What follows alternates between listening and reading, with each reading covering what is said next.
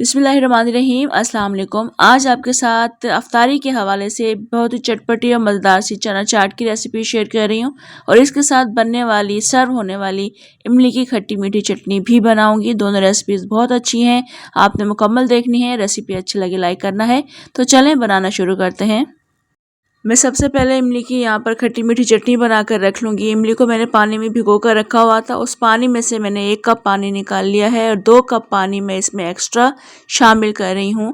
उसके बाद हम इसमें हाफ़ टी स्पून के बराबर नमक शामिल कर देंगे, 1 टीस्पून कुटी हुई मिर्चें, हाफ़ टी स्पून ज़ीरा पाउडर शामिल करेंगे, 1/4 टीस्पून इसमें सौंठ पाउडर शामिल करेंगे और तकरीबन 3 से 4 टेबल स्पून के बराबर हम इसमें चीनी शामिल कर देंगे। चीनी आपने अपने हिसाब से रखनी है, मीठा आपने अपने हिसाब से रखना है।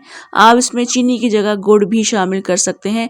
इन चीज़ों को अच्छे से मिक्स कर लेंगे। उसके बाद जब ये पानी पकना शुरू होता है, हम उसमें थोड़ा सा रेड फूड कलर भी शामिल कर देंगे और उसके बाद हमने इसको थोड़ा सा थिक करना होता है।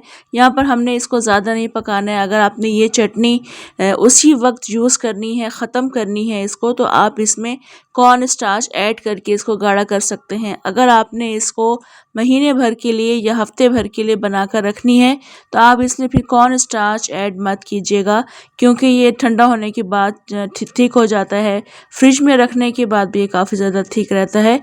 तो आप सिर्फ इसको कॉर्न स्टार्च ऐड किए बगैर इसको थिक कर लीजिएगा इस चटनी को। अगर आप इसमें टाटरी शामिल करना चाहें एज अ प्रिजर्वेटिव या फिर इसमें सिरका शामिल करना चाहें तो आप इसको हफ्ते भर के लिए, महीने भर के लिए भी स्टोर कर सकते हैं बगैर कॉर्न स्टार्च ऐड किए। तो ये चटनी रेडी हो चुकी है, इसको मैं ठंडा कर लूँगी। यहाँ पर हम अपनी चना चाट को शामिल कर लेंगे। चनों को मैंने पहले से बॉईल करके रख लिया था, थोड़ा सा नमक डालकर मैंने बॉईल किया था और पानी भी इसमें साथ ही मौजूद है। थोड़ा सा पानी इसमें मौजूद था तो वो मैंने रहने दिया है। इसको ज़ाया मत कीजिएगा क्योंकि फ्लेवर तमाम का तमाम इस पानी में मौजूद है। इसके बाद हमने यहाँ पर उबले हुए कटे हुए आलू शामिल करने हैं। क्वांटिटी आप पर डिपेंड करती है। इसके बाद हम इसमें स्लाइस की हुई प्याज शामिल कर देंगे, इसकी क्वांटिटी भी आप पर डिपेंड करती है।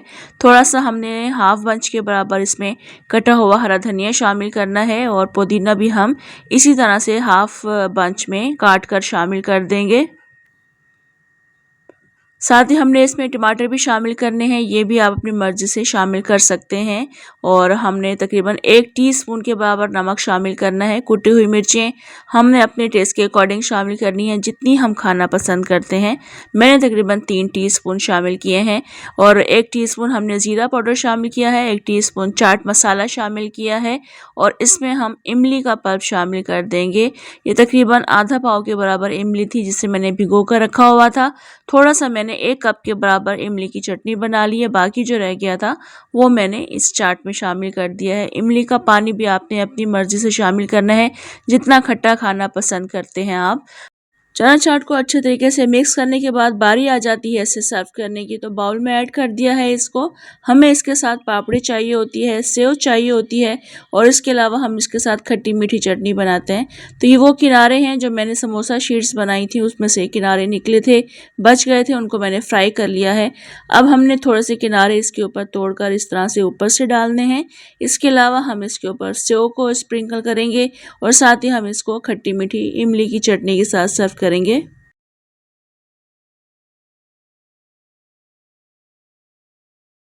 तो यहाँ पर हमारी दोनों रेसिपीज़ बिल्कुल रेडी हैं। आप दोनों रेसिपीज़ को ज़रूर ट्राई कर सकते हैं और चना चाट बहुत मज़े की बनी थी, बहुत चटपटी बनती है, इजी रेसिपी है, ज़रूर बनाइएगा। इमली की चटनी को भी आप फ़ौरन से बनाकर सर्व कर सकते हैं। इसको आप सिर्फ 1 दिन के लिए रख सकते हैं क्योंकि बहुत ज़्यादा थिक हो जाती है। तो मैंने आपको इसका सलूशन भी बता दिया। अगर आपको ज़्यादा अरसे के लिए इमली की चटनी रखनी है तो आप फिर इसमें कॉर्न स्टार्च ऐड मत कीजिएगा। तो ये दोनों रेसिपी ज़रूर बनाइएगा और बताइएगा आपको कैसी लगी। कमेंट, लाइक, शेयर और सब्सक्राइब करना मत भूलिएगा। इसके अलावा आप कोई भी रिक्वेस्ट कर सकते हैं, मुझसे फरमाइश कर सकते हैं। आपको अफ्तार के हवाले से, सहरी के हवाले से जो भी रेसिपीज़ चाहिए हो मुझे ज़रूर बताएं। इंशाल्लाह मैं वो ज़रूर पूरी करूँगी। मुझे दें इजाज़त, इंशाल्लाह दोबारा आऊँगी एक और अच्छी सी रेसिपी के साथ। अल्लाह हाफिज़।